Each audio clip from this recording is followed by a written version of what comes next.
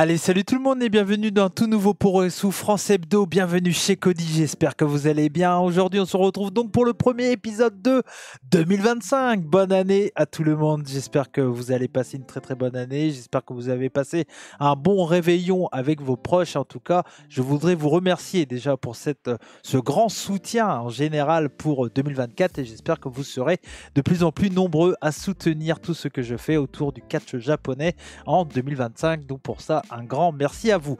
Aujourd'hui, on se retrouve donc pour la première émission de 2025 et donc qui veut dire premier retour sur les gros shows qui a eu lieu donc dans cette fin d'année 2024 et début d'année 2025.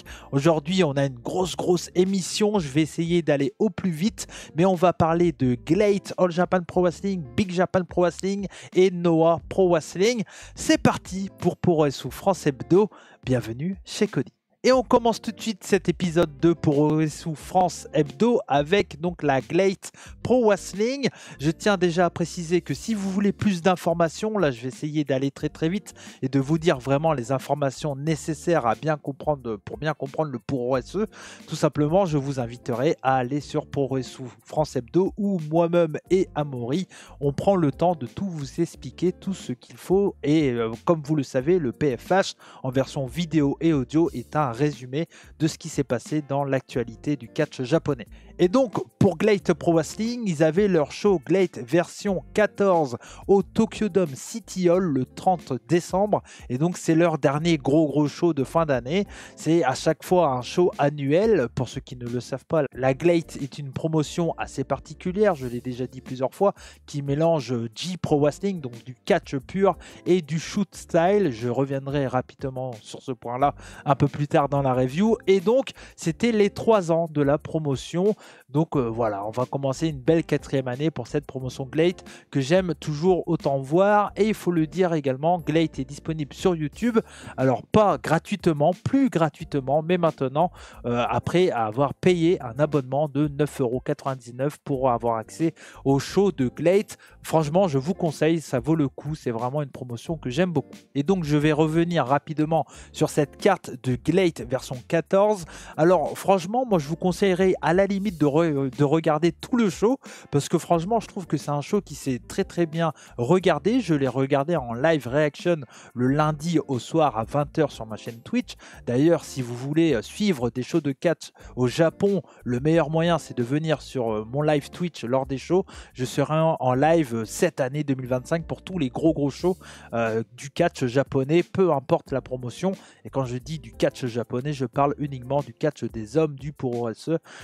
Pour le Joshi, vous le savez, je ne me connais pas assez pour en parler. Donc voilà, donc pour GLEAT, donc vraiment la carte était vraiment très bonne. S'il y a des matchs à recommander comme ça, à rattraper, je peux vous conseiller en vrai pratiquement tous les matchs, hormis tous les 3 premiers six-man tag qu'il y a eu qui étaient sympathiques mais pas vraiment très intéressants, très importants pour la suite de la promotion. En match très cool, il y avait Yu Iizuka contre Minoru Tanaka en règle shoot style en Lidet UWF. Donc les règles shoot style, c'est tout simplement un match où il n'y a pas de tombée. Ce match peut se gagner soit en KO, soit en soumission, ou si un catcheur perd la totalité de ses points. Chaque catcheur a 5 points et donc s'il perd ses points, le combat est terminé. Et pour faire perdre des points à son adversaire, c'est en mettant au sol son adversaire ou si son adversaire va prendre les cordes et donc un rope break et ça va faire perdre un point. Donc c'est ça les règles Lidet UWF. L'actuel champion c'est Katsuhiko Nakajima, mais j'y reviendrai un peu plus tard. Nakajima n'a pas eu de match dans ce style là malgré qu'il soit champion Lidet UWF chez GLEAT. Donc il y avait ce match entre Yu Iizuka et Minoru Tanaka. On a eu un très bon match compétitif où c'est Minoru Tanaka qui a fini par remporter ce combat. Également on avait un match entre GLEAT et la AAA, la promotion mexicaine qui est en partenariat avec GLEAT, et donc on avait eu Psycho Clown qui a fait face à Takehiro Yamamura. On a eu un très bon match, vraiment un bon mélange de style, du vrai lucha resu, hein, on peut le dire, entre la lucha libre de Psycho quelques clones et le Puro de Takehiro Yamamura. Vraiment, c'était très très honnête. On va parler un peu de Joshi, parce qu'il le faut de temps en temps quand même. Et pour le coup, il y avait un match féminin par équipe entre Michiko et Risa Serra. Risa Serra qui fait partie de Prominence et Michiko qui est la catcheuse, la seule signée du côté de chez Glade. Et elle faisait face donc à l'équipe de la Sendai avec Meiko Satomura et Manami. Meiko Satomura, donc bien sûr la légende, bien sûr, qui va arrêter sa carrière en cette année 2025. On a eu un très très bon match par équipe féminin, vraiment très très costaud, 4 excellentes catcheuses, mais voilà, il n'y a pas besoin de préciser féminin, c'est un très bon combat. Point. Ensuite, on a eu un match assez particulier entre Shima et Seiki Yoshioka dans le tournoi Into the G-Rush. Alors, j'y reviendrai un peu plus tard sur les règles, vraiment sur Puroresu France Hebdo, enfin sur Puroresu France tout court, sur le compte Twitter. Mais en gros, le Into G-Rush, c'est un combat avec, pour gagner le combat, il faut faire un tombé. Donc, faire le tombé, mais c'est un tombé de 2 et pas un tombé de 3. Voilà, donc c'est un peu particulier. C'est un combat qui se veut être rapide, qui a un time limit de 7 minutes, et si le time limit arrive aux 7 minutes, le combat devient un match où le tombé est un tombé de 1. Donc c'est une règle assez particulière, mais ça permet d'avoir des matchs plutôt intéressants, plutôt rapides.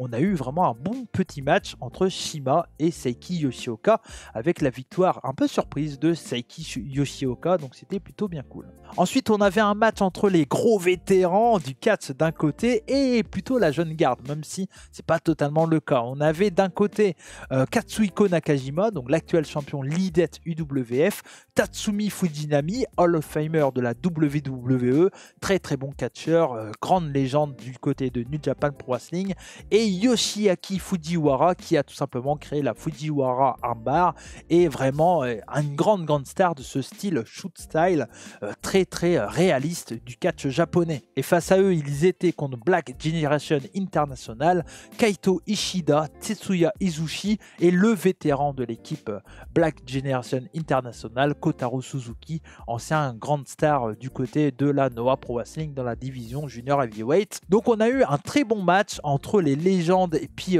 voilà les 3 autres catcheurs un peu plus jeunes, on va dire, même si encore Nakajima il n'est pas encore au statut de légende, mais je dis légende parce que Fujinami, Fujiwara ont tous les deux une 70aine d'années. Voilà, donc on le voit physiquement au point de vue de Fujiwara, mais c'était un bon moment où Nakajima est redevenu un Young Lion à la New Japan Pro Wrestling en slim noir, les cheveux rasés. C'était vraiment très cool, j'ai vraiment apprécié ce combat par toute l'histoire que ça peut raconter. Vraiment, si vous aimez l'histoire du catch japonais, ça peut très très vous intéresser. Si vous avez moins les bases, peut-être que vous serez moins touché par ce combat, mais personnellement j'ai trouvé ça vraiment très très honnête. Ensuite, on avait un match pour les titres G-Infinity, dont les titres par équipe de la Glade, entre T-Hawk et El Lindaman face à Kuroshio Tokyo Japan et Saigo Tachibana. Le titre était vacant, tout simplement parce que c'était les Rascals qui étaient champions. D'ailleurs, les titres étaient restés aux États-Unis, donc les gagnants n'avaient pas les titres autour de leur hanche, ils ont eu droit à un petit trophée, mais c'est un peu à la surprise, en tout cas à ma surprise personnelle, c'est Kuroshio Tokyo Japan Tachibana qui ont été donc qui ont gagné ce match et donc remporté le titre contre T-Hawk et El Lindaman qui eux sont des grands, voilà, des signés de Glade. Donc on pouvait s'attendre à que T-Hawk et El Lindaman prennent les titres par équipe, mais non, ils ont donné ça aux freelancers Kuroshio Tokyo Japan et Saigo Tachibana qui sont vraiment une très très bonne équipe. Très belle victoire, très surprenant, un vrai bon match également. Pas un match incroyable à suivre, mais un bon 375, un match que je peux vous recommander. Vraiment un bon petit match. Et en main event, on avait donc Hayato Tamura contre Soma Watanabe. Le match avait été parfaitement construit, clairement pour Glade, où tout simplement Hayato Tamura avait pris le titre direct à T-Hawk lors du dernier main event du show au Tokyo Dome City Hall en 2023, donc il y a un an exactement. Et Soma Watanabe, c'est celui qui a été considéré assez rapidement comme la future grande star du catch japonais du côté de chez GLEAT dans la division J Pro Wrestling, donc la division catch. Et donc Soma Watanabe, il a eu une construction de 3 ans où il a pris beaucoup de défaites, où au fur et à mesure il prenait des grosses victoires. Et là, c'était enfin son moment. Il a enfin récupéré le titre J-Rex. C'est vraiment la perfection de la construction d'un catcheur du côté du Japon, Soma Watanabe, où il va prendre le titre sur Hayato Tamura qui a un an de règne. Franchement, c'était parfait. Le match était super bien construit. Un très très bon match, un magnifique 4,5, 4,75 vraiment. Pour moi, ça a été très solide. C'était le banger de cette carte vraiment, mais la carte en général était vraiment très très cool.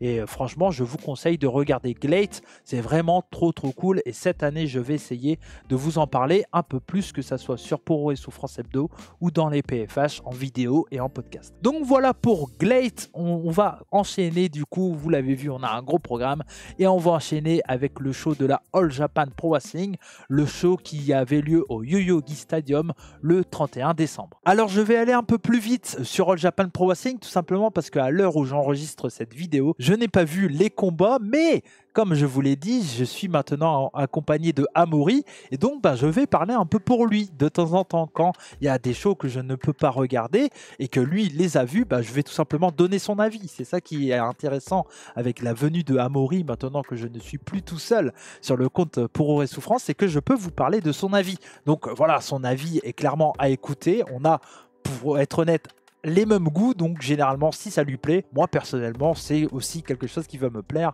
et les matchs de la All Japan Pro Wrestling, je vais clairement les rattraper bien entendu. Les matchs que j'ai vu qu'il a conseillé, alors tout simplement déjà pour commencer, il y avait un Rumble comme chaque année, comme ce qu'ils font chaque année, le New Eve Rumble. C'est Suwama qui a remporté le Rumble. Voilà, c'est peut-être un petit cadeau de départ peut-être pour Suwama avant qu'il quitte son poste de vice-président qu'il avait du côté de la All Japan, qui va quitter en 2025. Alors on va le revoir quand même de temps en temps du côté de All Japan Pro Wrestling, mais peut-être un peu moins. C'était une dernière belle victoire pour lui, pour Suwama, en gagnant ce Rumble. Ensuite, dans les matchs qu'il a conseillé, il y a le match entre Daisuke Sekimoto et Dan Tamura, un match qu'il a trouvé très cool, très stiff, où Sekimoto va bien entendu dominer Dan Tamura, mais voilà, Dan Tamura il a quand même affiché une belle résistance, et encore lui un jeune qui peuvent construire dans le futur pour All Japan Pro Wrestling, donc ça va être intéressant et je suis plutôt content de voir Daisuke Sekimoto de retour du côté de All Japan Pro Wrestling. Ensuite il y avait un match pour le titre All Asia, qui est le titre par équipe secondaire de la All Japan Pro Wrestling, alors qui n'est pas un titre qui de base a été créé pour All Japan Pro Wrestling. C'est le plus vieux titre encore en activité du côté du Japon, le titre All Asia. Et donc c'était El Pida, Rising Hayato et Yuma Anzai qui sont les champions, qui défendaient pour la deuxième fois contre Kento Miyahara et Ryo Inoue. Et à nouveau, d'après ce qu'il dit encore une fois, ça a été un excellent combat. Il a précisé que c'est vraiment un match à rattraper, vraiment, c'est à absolument rattraper pour reprendre ces termes. Et donc Yuma Anzai et Rising Hayato ont conservé les titres All Asia, mais ça c'est un match que je vais rattraper avec plaisir, et clairement si Amaury le dit, clairement il faut le rattraper. Et ensuite dans le main event, donc le reste de la carte, de ce que j'ai compris c'était plutôt cool mais pas non plus très important, il y a eu le retour quand même de Atsuki Aoyagi, et à ce qui paraît il n'a rien perdu. J'ai hâte de pouvoir regarder ça. Tout simplement, donc dans le main event c'était Davey Boy Smith Jr. qui faisait sa deuxième défense de titre, donc pour le titre Triple Crown, et il faisait face à Jun Saito, l'un des membres actuellement champions par équipe de la All Japan Pro Wrestling, avec les Saito Brothers, avec son frère Rai Saito, et donc qui faisait face à DBS, Davey Boy Smith Jr., qui avait remporté le titre un peu à la surprise de tout le monde lors des derniers mois. Et donc Jun Saito contre Davey Boy Smith Jr., de ce que j'ai compris, ça a été un très très bon match dans l'idée de ce qu'on fait de l'ADN de la All Japan Pro Wrestling. Et donc victoire de Jun Saito, encore un.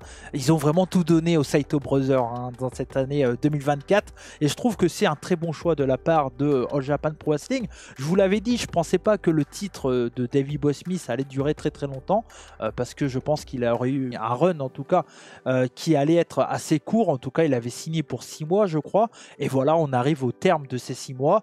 Mais Davey Boy Smith a été très important du côté de All Japan Pro Wrestling en cette fin d'année 2024, et je trouve ça très très bien qu'il donne le titre à Jun Saito. J'ai très très hâte de voir ce combat. Je pense que c'est un match à rattraper de ce que j'ai compris en tout cas de la part de Amori. Donc voilà pour mon retour sur le All Japan Pro Wrestling du show du 31 décembre, et je vous le rappelle, la All Japan ça va enchaîner avec le 2 et 3 janvier. Attention, ça sera à 3h30 du matin, et oui, je serai en live sur ma chaîne Twitch. Également, on va enchaîner avec cette fois-ci la Big Japan Pro Wrestling. On va commencer avec le show au Korakuen Hall qui avait lieu le 30 décembre. Donc avec en tête d'affiche, c'était l'une des 2 têtes d'affiche de ce show-là. C'était le match pour le titre Junior Heavyweight où l'actuel champion Ikuto Hidaka faisait face à la jeune star de la BJW, Kosuke Sato. Un très bon combat que je vous recommande. C'est pour ça que je vais en parler. Alors, il n'y a pas eu de changement de titre. Ikuto Hidaka a gardé son titre Junior Heavyweight. Mais quel match Junior Heavyweight! C'est assez court, mais qu'est-ce que c'est intense! C'est vraiment la pure définition du style strong BJW. Vraiment, si vous voulez commencer la BJW, ce match-là est parfait. C'est pas très long et vous allez tout de suite voir l'intensité des catcheurs de la BJW. C'est très réaliste. C'est vraiment très très plaisant. À noter donc que c'est disponible sur le BJW Core et également sur la chaîne YouTube de la Big Japan Pro Wrestling, qui maintenant on peut payer le BJW Core en passant par la chaîne YouTube. C'est exactement les mêmes vidéos et c'est exactement également la même façon de filmer, à savoir que c'est de la hardcam, mais ça permet quand même de regarder la Big Japan Pro Wrestling. Donc ça fait plaisir. Match vraiment à vous recommander, malgré voilà, il n'y a pas eu de changement de titre, mais c'est vraiment un match à recommander. Ensuite, on avait donc également toujours du côté de la Big Japan Pro Wrestling, il y avait un show le 31 décembre. Il y avait le BJW King of the Deathmatch World Grand Prix Tournament, qui était un tournoi entre plusieurs catcheurs internationaux. Deathmatch, un tournoi Deathmatch, donc vraiment l'une des grandes spécialités avec la Big Japan Pro Wrestling, c'est qu'il y a la division Strong Heavyweight et il y a la division Deathmatch, et là c'était la division Deathmatch qui était mise en avant. Donc je vous en avais parlé par le passé déjà du Ikitusen Deathmatch, qui est une sorte de G1 Climax de la Big Japan Pro Wrestling. Là c'était un tournoi à élimination directe et c'est Akira qui a remporté ce tournoi. Akira, un catcheur américain très très reconnu dans la scène Deathmatch. Il a gagné la finale contre Daiju Wakamatsu. Alors pour être honnête avec vous, je n'ai pas eu le temps de regarder le show. Je vais sûrement essayer de le rattraper voilà, avec le temps que j'ai. De temps en temps, j'essaierai de me mater un match, etc., etc. Mais de ce que j'ai compris, le tournoi était vraiment plutôt cool, avec des très bons matchs. Vraiment, de ce que j'ai compris, c'est à rattraper si vous aimez le style Deathmatch Wrestling. Également dans ce show, on avait 2 matchs assez importants, avec la revanche pour le titre Freedoms entre Toru Sugiura et Kazumi Kikuta. Kazumi Kikuta avait surpris un peu son monde en gagnant le titre Freedoms. Alors je pense que ce n'était pas le but de base de remporter le titre Freedoms pour ce catcheur de Big Japan Pro Wrestling, tout simplement parce que le match s'était terminé par un arrêt de l'arbitre à cause d'une blessure du champion Toru Sugiura. Il s'était rétabli et donc on a eu ce rematch lors du show du 31 décembre, et logiquement Toru Sugiura a remporté en tout cas à nouveau ce titre Freedoms, et donc le titre Freedoms revient à un catcheur de la Freedoms Wrestling. Mais en tout cas voilà, ça également, à ce qui paraît, c'était un vrai bon deathmatch. Je vous en reparlerai peut-être si j'ai le temps de le regarder très très rapidement. Et également dans les matchs importants du côté de BJW lors du show du 31 décembre, on avait donc le dernier match de Takuya Nomura en tant que membre permanent de la Big Japan Pro Wrestling. Il devient maintenant un freelancer, en tout cas il va plus s'occuper de sa propre promotion, je n'ai plus le nom là en tête, qu'il a avec Fuminori Abe, mais il devient donc un catcheur freelancer qu'on reverra du côté de chez Big Japan Pro Wrestling, mais en tout cas il n'est plus signé officiellement du côté de BJW. Mais voilà, Takuya Nomura, un très très bon catcheur à connaître et c'est pour ça que je voulais en parler rapidement. La Big Japan Pro Wrestling, ça va enchaîner parce que avec le 2 janvier, on a également un show du côté du Korakuen.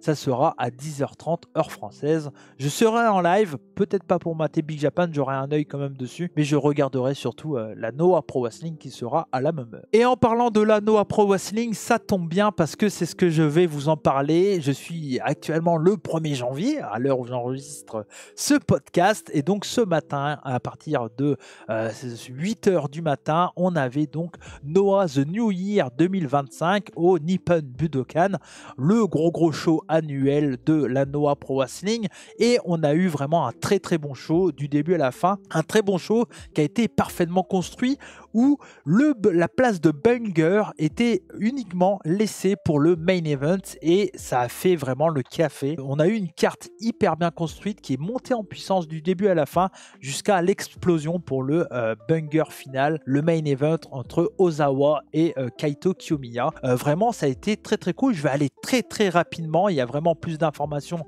sur Poro et Souffrance. Encore une fois, je remercie Amaury qui a fait, comme je suis en live réaction, c'est lui qui s'occupe pour les résultats en live. Comme ça, on se complète. C'est parfait pour ça et je le remercie encore vraiment. Donc, du coup, on a eu les Rattles donc dans le titre, pour le titre Tag Team Junior Heavyweight dans l'opener qui ont conservé les titres par équipe.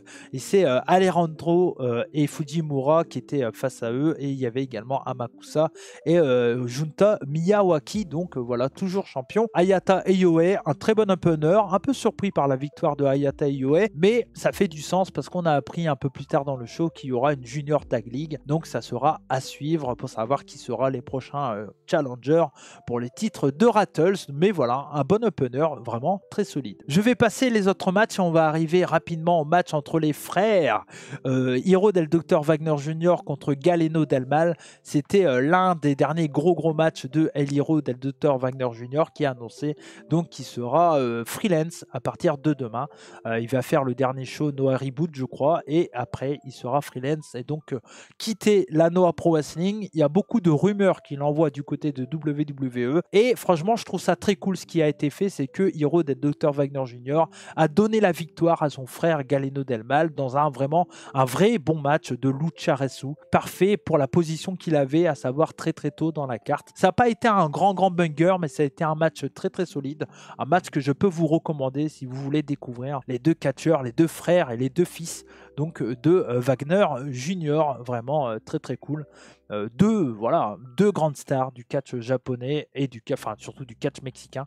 Mais dans le catch japonais, Hiro del Dr Wagner Jr. a tout gagné chez Noah et Galeno del Mal est en train de se faire une très belle carrière. Ensuite, on avait un match de superstars de Noah Pro Wrestling entre Keno et Kenta. Kenta qui est maintenant freelancer et vous le savez sûrement, bien sûr, Kenta est une ancienne grande star du côté de la Noah où il a été champion junior heavyweight, champion JSI heavyweight. Voilà, grand monsieur, bien sûr, de Noah Pro Wrestling. Puis après, il a été Hideo Itami chez WWE, puis de retour à New Japan Pro Wrestling. Et maintenant, il n'est plus signé officiellement uniquement chez New Japan Pro Wrestling. Il a le statut de freelancer. Et donc, Keno, lui, voulait ce combat contre Kenta parce que l'histoire, c'était que Keno, il disait que Kenta doit être uniquement dans un endroit, c'est du côté de Noah Pro Wrestling.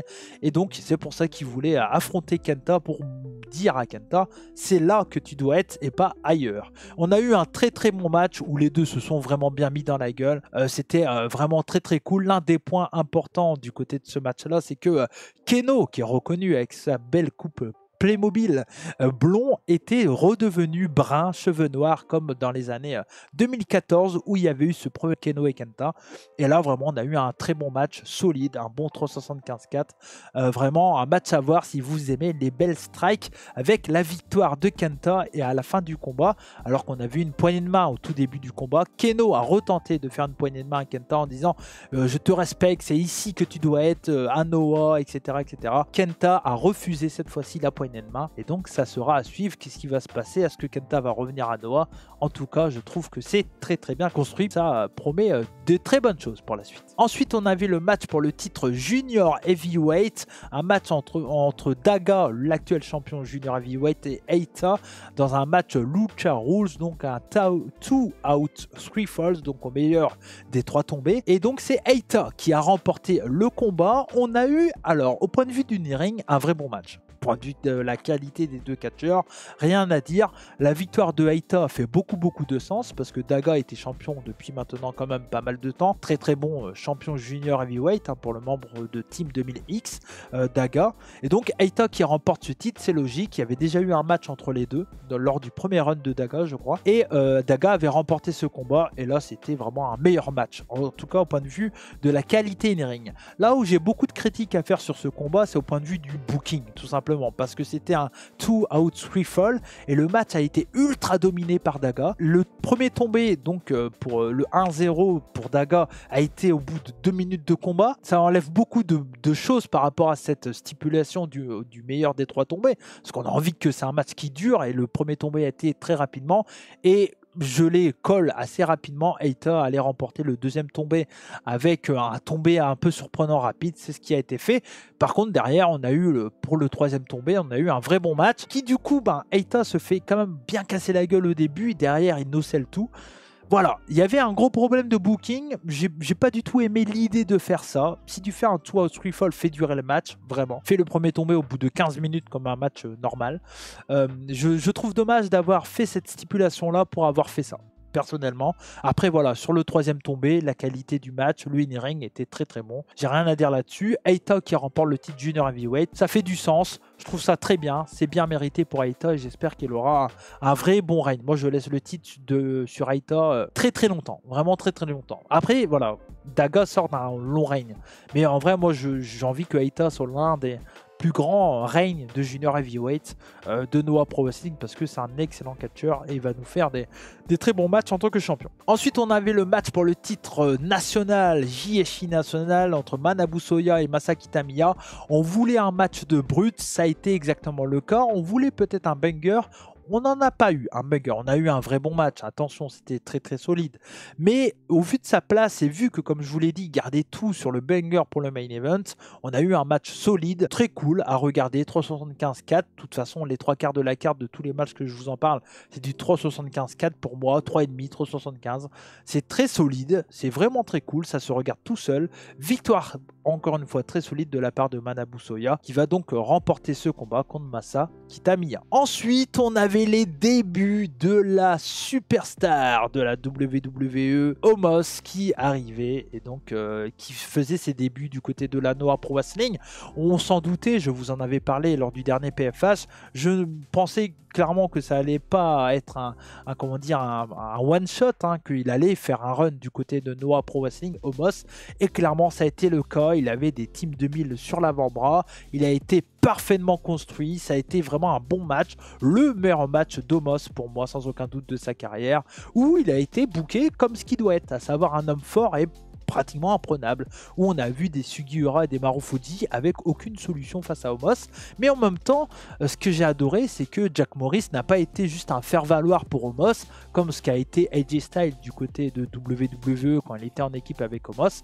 Là, vraiment, Jack Morris, il a été très utile dans le combat. Il y avait des côtés un peu tricherie avec Jack Morris, avec également Yoshitatsu, mais sans plus, ça n'a pas été trop déconnant. Mais par contre, on a ultra protégé Omos, qui a pris certains coups, mais ça n'a pas suffi pour que Omos et Jack Morris battent les champions, et donc nouveau champion, Omos et Jack Morris du côté de Pro Wrestling Noah. Clairement commencer l'année 2025 chez Noah avec Omos champion par équipe, on s'y attendait pas. Il y a un an de ça, je pense que personne n'aurait dit ça va être le cas dans un an, clairement. Mais en tout cas, ça a été très bien fait. Franchement, je suis vraiment pas mécontent de la façon que ça a été fait. Et je suis très curieux de la suite de Omos, du coup chez Noah, parce qu'on va le revoir. Et oui. Ensuite, à la fin de carte, c'était un double main event. On avait donc le premier main event, Shinsuke Nakamura, la WWE Superstar Lesnar, l'actuel champion US de la WWE, qui faisait face à l'ancien combattant de MMA de la Rising, la grosse promotion asiatique du côté du MMA, et également bien sûr ancien compétiteur du côté de l'UFC, Ulka Sasaki, donc qui faisait face à Shinsuke Nakamura. On a eu un vrai bon match, vraiment très très solide, victoire de Shinsuke Nakamura avec le Poison Mist à la fin, et puis derrière le Kinshasa pour terminer le combat. Vraiment très très solide, j'ai rien à dire sur ce combat, parce qu'on a eu vraiment peut-être la meilleure forme de Nakamura de ces 5 dernières années. Un Nakamura très agressif, très strong. On a retrouvé un peu le Nakamura qu'on avait vu, que ce soit chez New Japan ou qu'on avait vu également dans son premier match contre Sami Zayn à NXT. Un Nakamura agressif, dangereux. Mais voilà, Ulka Sasaki a bien réussi à faire douter Shinsuke Nakamura. Vraiment, c'était solide. J'adore vraiment la façon qu'ils ont d'amener Ulka Sasaki. Comme, oui, il utilise son style MMA dans ses combats, mais ce qui peut lui faire gagner, c'est son catch. Et ça, j'adore ça du côté de la Noah Pro Wrestling et de Ulka Sasaki. Et franchement, voilà, c'était vraiment un vrai bon match, l'un des meilleurs matchs de Nakamura depuis très très longtemps maintenant, sans aucun doute. Et donc, le main event, c'était Ozawa contre Kaito Kiyomiya. Donc, un match pour le titre JSI Heavyweight. Je vous en ai déjà parlé de toute l'histoire entre Ozawa et Kaito Kiyomiya. Elle est pour moi clairement sans aucun doute l'une des meilleures histoires qu'il y a eu du côté du Japon et même un peu partout dans le monde en 2024. La storyline est vraiment trop cool. Je vais essayer d'aller très très vite, mais en gros Kaito Kiyomiya, il est présenté comme vraiment le conjoint idéal, le beau-fils idéal, vraiment le mec parfait, etc. Propre sur lui, beau gosse, athlétique. Voilà, il est présenté comme ça. Et c'est le champion, c'est l'ace de la compagnie. Ozawa arrive, et au début, il est accompagné, il arrive dans All Rebellion, la faction de Kaito Kiyomiya. Et en fait, au final, il va turn sur Kaito Kiyomiya. Et en expliquant en fait sur les réseaux pourquoi il a turn, parce qu'en gros, quand il était un jeune catcheur, Ozawa, Kaito Kiyomiya, ça a été un bully avec lui. Il lui a fait des blessures, etc. Il s'est fait mal aux côtes à cause de Kaito Kiyomiya. Il s'est fait mal aux pieds à cause de Kaito Kiyomiya. Puis au fur et à mesure de la storyline, il expliquait sur les réseaux sociaux, mais Kaito Kiyomiya, celui que vous considérez comme le conjoint idéal, il n'est pas totalement comme ça, c'est un fumeur de clopes. Au Japon, c'est pas très... donc il montrait des photos de Kaito en train de fumer des clopes. Après, également, il dit, vous pensez que c'est le gendre idéal, mais pas du tout en fait, c'est un mec qui va avoir des filles dans des bars qu'il ne connaît pas, qui a des relations d'un soir. Et ça, c'est pas très bien vu au Japon. Et donc, ils ont amené la storyline comme ça a été parfaitement fait, vraiment, vraiment parfaitement fait. Et le public, en fait, c'est un peu la même storyline, c'est la comparaison que je faisais pendant le live reaction, c'est un peu ce qu'on peut voir du côté de WWE entre Kevin Owens et Cody Rhodes, où Kevin Owens, oui, c'est le heel de l'histoire, mais en fait, il a raison. Il a raison, c'est pas un café Cody Rhodes en étant accompagné de Roman Reigns pour un match par équipe. Clairement, vu toute l'histoire du passé, ça fait pas trop de sens. Et là, c'est un peu le cas avec Ozawa et Kaito, où Ozawa il disait, mais vous voyez, il vous ment en fait. C'est pas le vrai genre idéal, Kaito Kiyomiya. Et c'était toute l'histoire de ce combat-là. Et au final, le public, il a totalement turn sur Kaito. Alors, ça a été très bien fait, très bien équilibré. On avait quand même des interventions de heel. Ozawa en début de combat, il ne voulait pas combattre, donc voilà, il se faisait huer, mais en même temps Kaito, les gens ils n'avaient pas envie de l'applaudir parce que c'est un peu un connard Kaito dans ce qu'il nous a présenté. Et donc ça a été très très bien fait. On est entre heel, face, twinner, enfin il y a un bon mélange, c'est un super combat. Et déjà moi j'étais ultra hypé par l'histoire de ce combat, la qualité in ring pour moi elle a été ultra convaincante, je ne vois aucun défaut, franchement, chacun se fera son avis. Moi personnellement, que ça soit avec l'histoire qui a été racontée, le match a duré environ 30 minutes, les moves qu'on a eu, etc.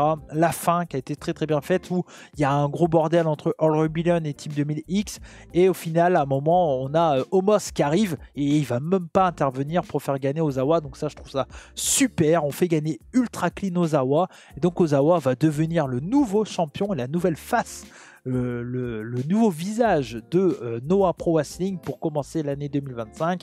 Team 2000X, voilà, qui domine la promotion avec les champions par équipe, maintenant Omos, et j'ai toujours du mal à dire Omos champion Noah, mais bon c'est le cas, hein, voilà. Omos et Jack Morris, et donc maintenant également champion JSC Heavyweight Ozawa, donc qui a pris le titre, et vraiment très grand match, storytelling parfait, histoire parfaitement racontée, vraiment un grand match à recommander sans aucun doute, vraiment un match excellent. Et donc derrière Ozawa, comme il a eu le leader de All Rebellion, il veut affronter Keno pour le titre JSC Heavyweight lors de sa première défense. Et je trouve que ça fait beaucoup de logique. Alors, j'ai vu dans le chat, on me disait, oui, mais Keno a perdu contre Genta, et là, il va être challenger. Alors oui, d'accord, ça peut ne pas faire de sens, mais par contre, bah voilà, Keno, c'est pas lui qui a défié Ozawa. C'est Ozawa qui a dit, moi, je veux Keno. Je veux détruire All Rebellion, donc j'ai battu le leader, je veux battre le deuxième, à savoir Keno. Et franchement, je trouve ça cool. Moi, personnellement, ça me plaît. Et j'ai très hâte de voir la suite de Noah Pro Wrestling. Et la suite, ça sera demain à partir de 10h30 pour Noah The Reboot, New Year Reboot, pardon. Et donc, ça sera demain à 10h30 et je serai en live sur ma chaîne Twitch pour regarder tout ça ensemble. Donc, ça sera à suivre. Et voilà, c'est ce qui va conclure donc cette grande review de Noah Pro Wrestling du 1er janvier. Vous l'avez compris, on se régale pour le moment du côté du Japon et ça va encore continuer avec les petits shows de Noah, DDT, la suite d'Ultimate Party, je vous en ai déjà parlé, et bien entendu le clou du spectacle avec Wrestle Kingdom et Wrestle Dynasty le 4 et 5 janvier. Merci à vous de m'avoir suivi, écouté ou regardé, ça dure un peu plus longtemps que d'habitude, mais c'est logique, vous avez vu le programme chargé. Comme on dit chez moi, banzai, et surtout n'oubliez pas, soyez curieux. Ciao!